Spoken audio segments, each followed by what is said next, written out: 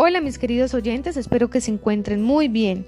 Mi nombre es Angie Camargo y hoy quiero hablarles un poco sobre la importancia de la educación en el aula de clase y mi compañero Robert trae unas preguntas muy importantes con sus respectivas respuestas. Iniciamos con la educación.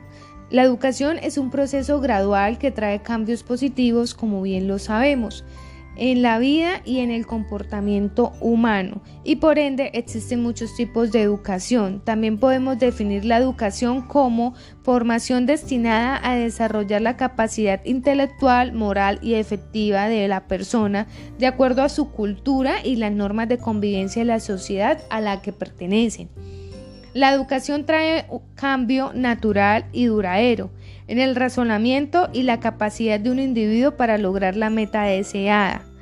Lo principal que nos anima a distinguir entre el bien y el mal, porque la ausencia de la educación no podemos hacer lo que necesitamos o no podemos lograr nuestro objetivo. Para abordar los problemas, primero necesitamos adquirir competencias con algunas habilidades esenciales para volvernos cada vez más imaginativos e innovadores, solucionadores de problemas. Hablemos un poco sobre el aula innovadora. Es necesario tener un aula innovadora ya que nos garantiza el valor del aprendizaje. Esto se debe a que promueven el avance y fomentan nuevos conocimientos, impulsan la investigación en general. Es un factor que puede transformar la sociedad. También quiero hablarles un poco sobre los tipos de inteligencia. El psicólogo americano Howard Gardner desarrolló la teoría de la inteligencia múltiple en el ámbito escolar. Se basa que al existir diversas inteligencias debemos utilizar estrategias educativas y diferentes personalizadas para enseñar. Hablemos también un poco sobre la observación en el aula de clase. Esto puede ayudar a detectar y a valorar las inteligencias. Es importante que se diseñen los materiales para trabajar todos en grupo acerca de la inteligencia. El trabajo colaborativo desarrolla la inteligencia interpersonal e intrapersonal. También quiero hablarles un poco sobre el uso de las tecnologías, de la información y la comunicación que ofrece cada una de ellas. Al utilizar las TIC nos permite combinar las formas tradicionales con nuevas formas de expresar las relaciones en el mundo. Vamos a hablar también un poco sobre las emociones. Se pueden trabajar con juegos de expresar, nombrar las emociones, haciendo que actúen para que estudien sus propios compañeros, aprenden mucho de ello.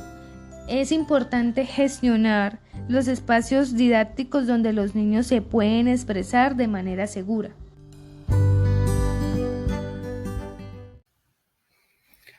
Buenos días, mi nombre es Robert Camacho Ríos y en este espacio hablaremos sobre los elementos en los procesos de aula. Les daré a conocer de forma breve y eficaz sobre esta información. Para dar inicio a este podcast, he planteado unas preguntas a las cuales les daré respuesta. La primera es, ¿cómo interviene la comunidad en la toma de decisiones de los diversos procesos educativos?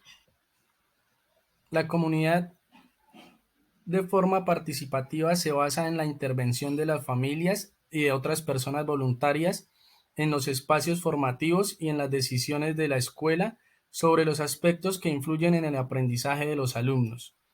Este tipo de participación incide en cuestiones fundamentales de la vida escolar y tiene un impacto muy significativo en el aprendizaje, ya que este depende más del conjunto de interacciones que el alumno puede vivenciar que de las que ocurren solamente dentro del aula.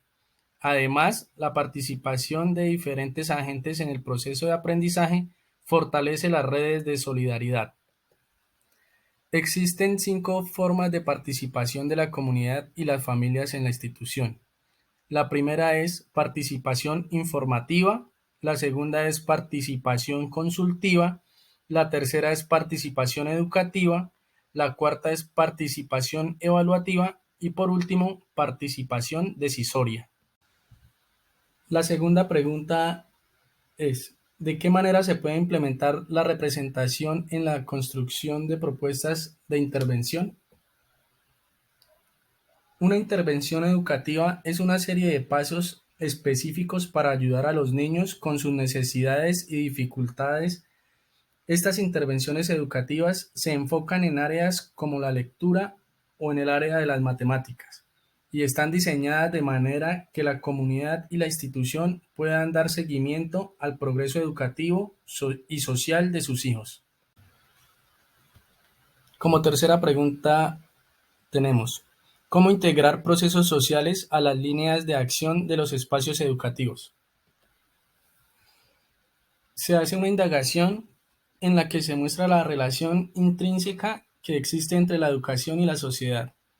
Este planteamiento es importante porque a veces se desconocen sus conexiones, lo cual representa una manipulación artificial en los entes educativos. El abordaje de la temática coloca los términos en relación, lo que permite hacer un análisis y llegar a su respectiva incidencia. Se emplea un método teórico con aplicación práctica que presenta un acercamiento a lo que se conoce por educación y se proyecta sobre las relaciones con la sociedad. Tiene una manera analítica de ver las realidades, hace síntesis sobre sus manifestaciones y continúa con sus desplazamientos culturales y sociales. Se tiene en cuenta un proceso hermenéutico, ya que se requiere de la interpretación de los fenómenos educativos y sociales. La cuarta pregunta, ¿quién determina la formación de los docentes?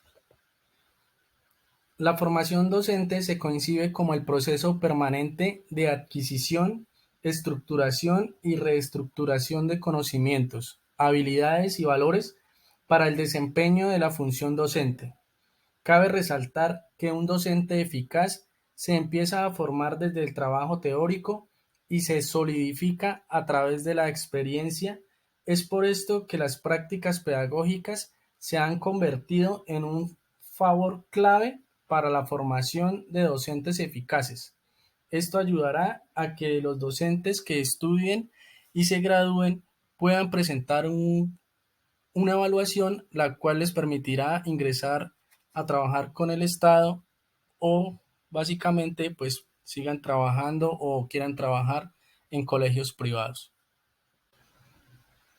La quinta pregunta es, ¿cuáles son los elementos que intervienen en el proceso del aula?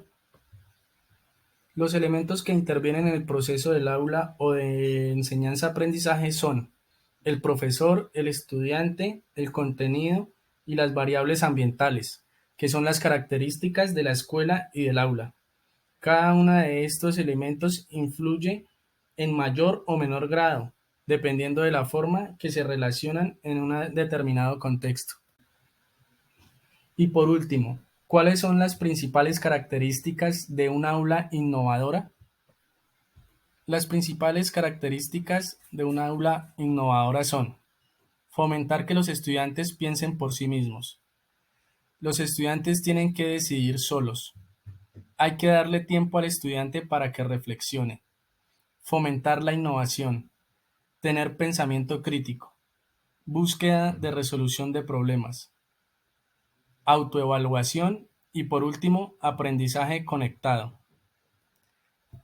Muchas gracias por este espacio que me han brindado. Nos vemos en una próxima ocasión.